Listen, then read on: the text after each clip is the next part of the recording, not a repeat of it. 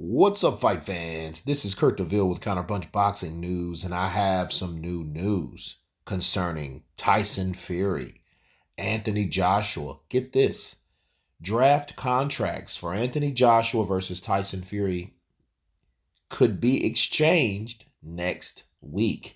Eddie Hearn is serious about making Tyson Fury versus Anthony Joshua happen next. Should he beat Jermaine Franklin on Saturday night? Joshua returns to the ring on April 1st against Jermaine Franklin, showing two losses back-to-back to Alexander Usyk. Usyk pushed ahead to try to make an undisputed fight with Fury. It was unsuccessful. Enter AJ, whom Hearn wants to get back into the title picture. He told Daily Mail that he had already opened discussions with Fury's promoter at Queensberry. And this is what he said, quote, "I have talks with George Warren, and fundamentally the original contract is still in place. And we all know that the timing is perfect now as it happens because of the circumstances with Usyk, and that this is a very last chance for a huge fight to happen. I expect to be exchanging pilot contracts with Queensberry soon, maybe as early as next week. AJ knows there's a big opportunity at last, so much at stake now, but he also has his total focus on Jermaine Franklin." And let me counterpunch. I think the timing is very important for everything. I think timing is most important for absolutely everything. And that being said, I think being March 28th, 2023 is the wrong damn time to be talking about a contract drafted up with a fighter that has no opponent with your versus your fighter that has a fight that he must win Saturday, April 1st.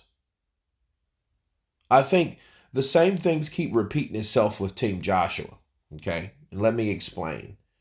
Every time Joshua loses a fight, it's always because of another big fight on the horizon. He gets always bombarded with these questions about a possible Fury fight or a possible Wilder fight or a possible other contender fight. And this contender mindset, this championship desire is, I think it should be respected enough at this point of Joshua's career to be at least talked about after the win takes place of Anthony Joshua. Because all this really does, okay, this puts extra pressure on Joshua. And if Joshua talks about, the one thing he does mention is pressure. That's pressure. You have your promoter talking about, oh, a possible Tyson Fury fact. Now you got that shit to worry about. And then you're bringing that into with a fighter that could possibly spoil everything. He's not fighting Tyson Fury. He's fighting Jermaine Franklin. Jermaine Franklin came in with a six-pack. And I'll do a video about him in a second. What I'm saying that to say this. Jermaine Franklin ain't got to worry about a Deontay Wilder fight after this, or a Charles Martin fight after that, or an Andy Ruiz fight after that. He has the fight that he wants. He wants Anthony Joshua. So his focus is 100% on Joshua. Joshua's can't be 100% on Jermaine Franklin. Why? Because his damn promoter is talking about, hey, I think we got the Tyson Fury fight. That's the last thing you should tell anybody that's focused on one fighter, especially in a do or die type situation. And what I mean do or die, I mean it's do or die when it comes down to the credibility, the marquee value, and the overall legitimacy of Anthony Joshua. And Anthony Joshua has already expressed his frustration, or his disappointment rather, of not fighting at Wembley. Because it's like, to him, Wembley is home. And he can't even fight at home, quote unquote, because of the things that happened before. And the same thing happened. Yeah, I must beat Usyk, but then he wasn't all focused on Usyk, I don't think, anyway. Why? Because it was always something that somebody was throwing in front of him for a potential fight with someone else because of their own personal gain. And when I mean their own personal gain, their own finance personal gain. Okay, so Joshua is that guy you look at. He's the golden goose. He's the money man. He's that heavyweight golden boy.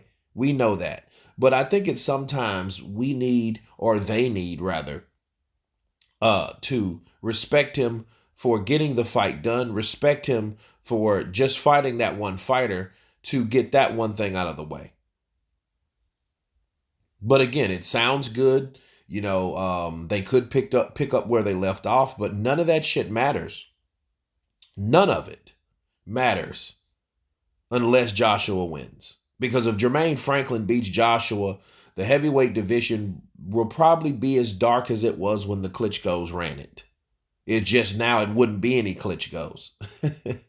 You just have now one Ukrainian and then one British fighter, and that's Tyson Fury doing whatever the hell he wants to do.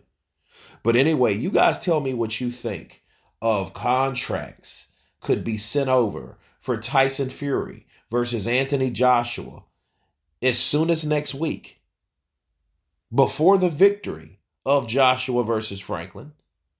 Of course, please subscribe. And you guys been Counterpunch. Peace.